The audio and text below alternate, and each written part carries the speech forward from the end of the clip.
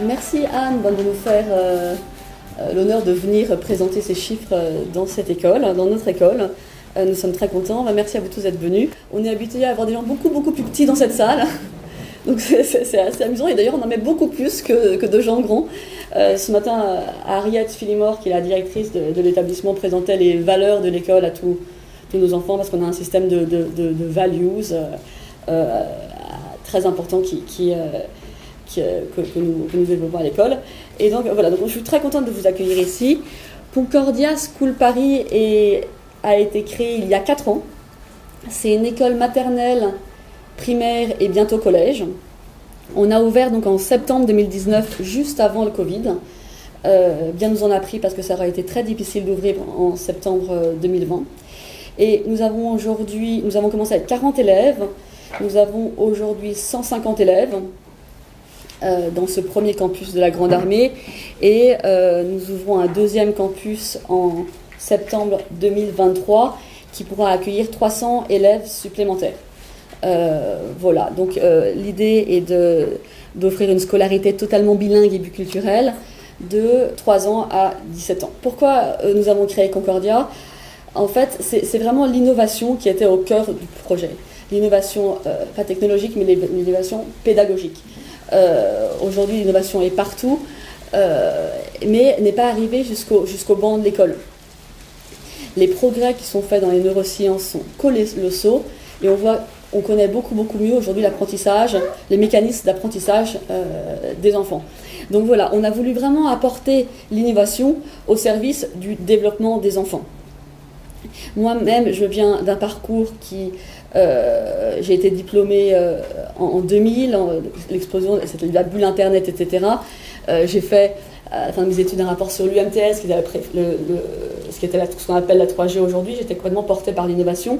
J'ai commencé toute ma carrière professionnelle dans des entreprises hautement technologiques, chez Iliad, au tout début de la DSL. Tout ça a été que balbutiement. Et c'est vrai que l'innovation est vraiment restée être vraiment au cœur de ce projet. Donc on n'est absolument pas un laboratoire. On importe des méthodologies qui ont été testées ailleurs, dans des pays qui sont plus propices à tester des nouvelles méthodologies. Et notamment on importe beaucoup de méthodologies anglo-saxonnes qui ont en réalité beaucoup d'avance sur ces méthodes qui sont adaptées à l'apprentissage optimisé pour les enfants. Donc, nous, on est une école bilingue et biculturelle. Donc, la moitié des enseignements est fait en français, l'autre moitié en anglais. Bilingue, c'est essentiel, c'est fondamental. Par contre, c'est pas une fin en soi. On pense qu'un enfant qui a 8 ans en 2022 doit être parfaitement bilingue. Le français, l'anglais, c'est vraiment la base avant même d'être bon en maths, en orthographe, en grammaire. Voilà, donc c'est vraiment la base. Biculturel, par essence, donc la pédagogie. Donc nous suivons un double cursus. Donc nous suivons en parallèle au primaire le programme français et le programme anglais. Toutes nos méthodologies sont anglo-saxonnes. Donc ce qui est intéressant, c'est qu'on apporte la méthodologie anglo-saxonne au programme français, à la rigueur du programme français. L'idée est vraiment de rassembler le best of both worlds.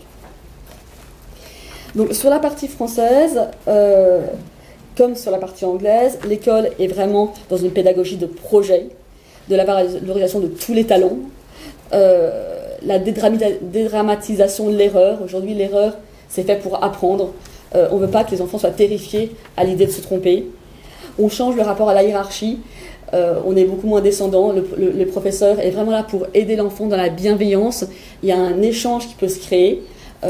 Pour vous donner un exemple, dans toutes les écoles traditionnelles, un enfant est terrifié à l'idée d'aller dans le bureau de la directrice. Ici, pas du tout.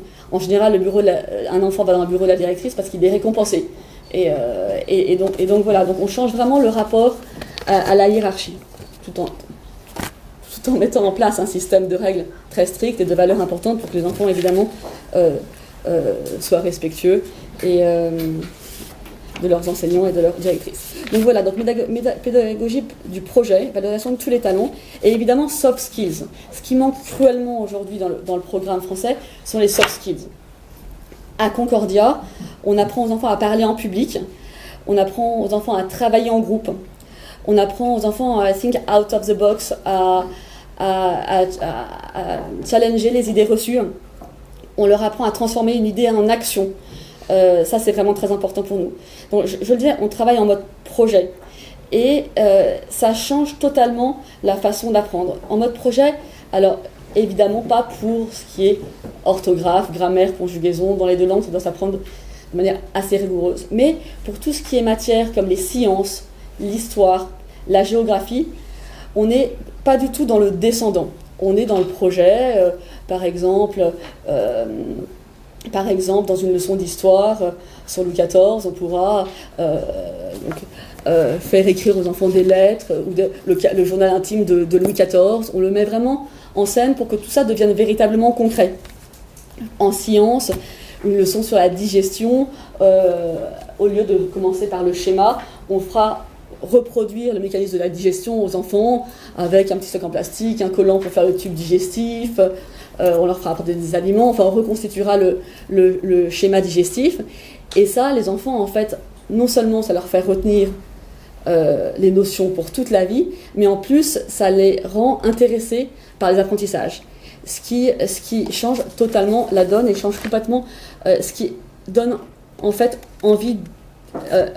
Les enfants ont envie d'apprendre et aiment apprendre. Et le travail n'est plus une contrainte, mais le travail devient un vrai plaisir. Et ça, c'est vraiment clé dans le projet de l'école. Voilà. Alors, le biculturalisme va bien au-delà de la pédagogie. Le biculturalisme est déjà totalement dans notre équipe de management. Aujourd'hui, moi, j'ai fondé l'école avec Harriet Fillemore qui est là et Randy Goring qui n'est pas là. Donc moi, je suis française, Harriet est anglaise et Randy est américaine. Et notre directrice adjointe est anglaise. Enfin, le management est majoritairement anglo-saxon. Pourquoi ? Parce que la gestion des écoles en Angleterre est foncièrement différente de la gestion des écoles en France. Déjà, on a un système de formation continue très important. On a 3 séminaires par an qui vont entre 2 jours et 5 jours pour apprendre aux enseignants tout l'ADN de l'école, mais on passe énormément de temps sur les mécanismes pour aider les enfants à apprendre. Parce qu'en fait, dans le système français, aujourd'hui, on apprend les connaissances qui doivent être transmises aux professeurs, mais on ne leur apprend pas du tout à comment transmettre ces connaissances. Et en fait, c'est là la clé, c'est qu'il faut apprendre à bien transmettre ces connaissances. Donc on a 3 séminaires par an là-dessus, et nous avons de la formation continue toutes les semaines, 1 heure, où il y a des formations pour les professeurs. Tous les professeurs sont également observés 1 fois tous les 15 jours par une de nos collaboratrices qui est en charge de la formation et de l'innovation pour avoir un retour d'expérience, pour toujours s'améliorer tout le temps. On est complètement en mouvement, on pense qu'il y a toujours des choses à faire mieux dans une classe. Les professeurs collaborent entre eux. Dans une école française plus classique, les professeurs sont très indépendants des uns des autres, mettent en place leur pédagogie dans leur classe. Nous, c'est assez différent. On partage tout. Les programmes sont communs et les ressources sont partagées. Donc, c'est très concret grâce à aujourd'hui avec les outils technologiques, il y a des SharePoint, etc. Donc, en fait, si on a une thématique sur la mythologie, n'importe quel enseignant pourra piocher des éléments. Ils collaboreront ensemble parce que certaines classes collaborent avec d'autres classes pour monter des projets plus globaux d'école. Là, par exemple, on a un projet sur le climate change, donc évidemment, c'est un projet d'école. Tout le monde collabore et partage les mêmes ressources. Les professeurs sont valorisés. On leur offre des salaires qui sont entre 20 et 30% plus élevés que celui de l'éducation nationale. C'est bien sûr jamais assez élevé, mais en tout cas, on considère qu'on fait le maximum. Les professeurs sont vraiment l'âme de l'école, l'oxygène des enfants. C'est vraiment eux qui font ce travail au quotidien de transmettre. Et on pense qu'il faut absolument maximiser leur motivation et leur formation.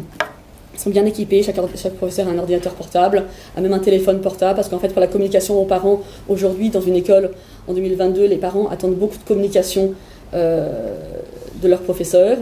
Par exemple, Ils veulent savoir immédiatement une présentation devant la classe, ils veulent qu'on la filme pour leur envoyer. Donc tout ça est fait en temps réel et très naturellement grâce à de nouveaux outils technologiques.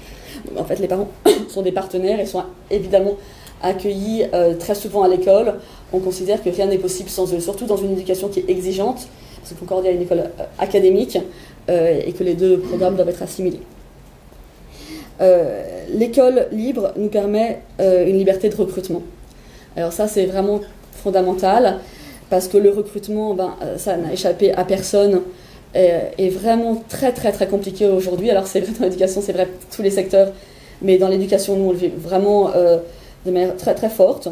Nous recrutons des enseignants, évidemment, la moitié d'entre eux sont anglais, donc ils viennent 95% du Royaume-Uni, le reste ça peut être États-Unis, Afrique du Sud, etc. Évidemment pas de Français qui enseignent l'anglais, parce que non seulement on veut apprendre la langue, mais on veut transmettre la culture qui va avec. Donc les professeurs anglais, voilà, ils viennent la plupart d'entre eux d'écoles d'élite à Londres. Harriet enseignait à Eton House. Nous avons plusieurs enseignantes qui viennent d'Academy Schools. Les Academy Schools en Angleterre, c'est des écoles publiques qui sont des petits laboratoires surfinancés par l'État qui mettent en place des techniques très innovantes, tant en termes de pédagogie que de gestion de l'école. Voilà, nos professeurs françaises, essentiellement des femmes, on a peu d'hommes dans l'équipe, mais quelques-uns quand même, françaises viennent pour la plupart d'entre elles de lycées français à l'étranger, parce qu'on a besoin de gens qui adhèrent complètement à notre projet, qui ont cette ouverture d'esprit. Voilà. Qu'est-ce que je voulais vous dire d'autre ? Oui, donc nos 5 ans, on fête nos 5 ans l'année prochaine, avec l'ouverture du collège. On considère que le collège est aujourd'hui le parent pauvre de l'éducation. Il y a beaucoup d'écoles primaires, où les enfants sont bien encadrés, bien formés. Les parents s'intéressent beaucoup au projet éducatif des enfants qui ont moins de 10 ans. Ils s'y réintéressent quand les enfants rentrent au lycée, évidemment, puisqu'il y a les examens. Mais entre les deux, le collège, les enfants sont laissés en toute liberté, beaucoup moins encadrés.